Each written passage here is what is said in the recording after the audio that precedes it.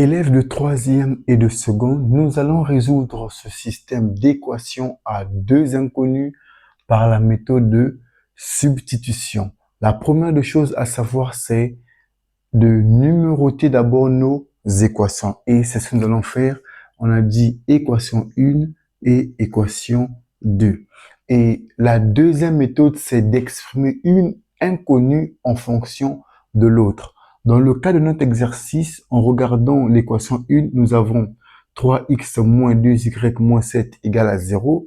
2x plus y égale à 0. J'ai la facilité d'exprimer y en fonction de x dans l'équation 2. Et nous allons le faire tout de suite. Pour exprimer y en fonction de x, il suffit de prendre ce 2x et l'envoyer à droite de l'égalité. Et lorsque un terme change de côté, il change aussi de signe. Dans le cas de notre exercice, nous aurons y est égal à moins 2x. Et ainsi fait, nous avons une inconnue à gauche et une à droite. Ça veut donc dire que c'est l'équation numéro 3.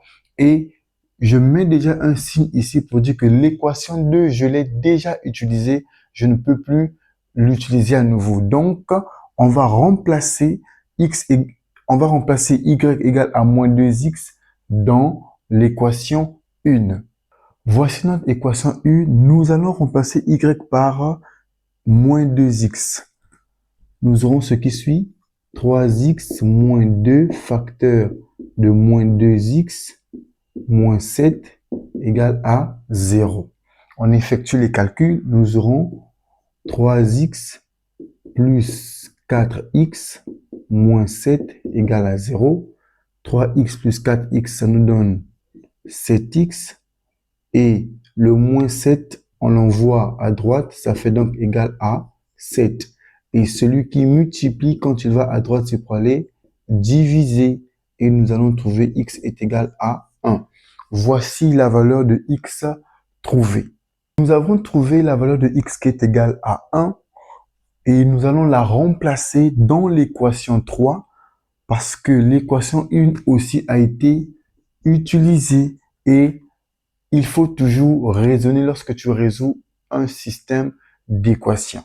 L'équation 3 est de la forme y est égal à moins 2x et on nous dit que x est égal à 1, donc x disparaît pour faire place à 1. Et ça va nous donner y est égal à moins 2 fois 1 et on trouve y est égal à moins 2. Et à la fin, il faut toujours écrire d'où S égale, toujours commencer par la valeur de x qui est 1 et terminer par celle de y qui est moins 2 et sans oublier d'encadrer ta réponse. Voici la résolution par la méthode de substitution. Alors, nous avons fini de résoudre notre système d'équations, mais à la fin, il faut toujours vérifier si tes réponses sont justes. Dans le cas de notre exercice, après vérification, dans l'équation 1, c'est vrai. Dans l'équation 2 aussi, c'est vrai. Et ça doit être vrai dans les deux équations.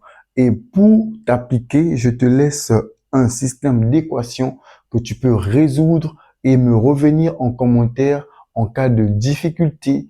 Pour cela, on se dit à très bientôt.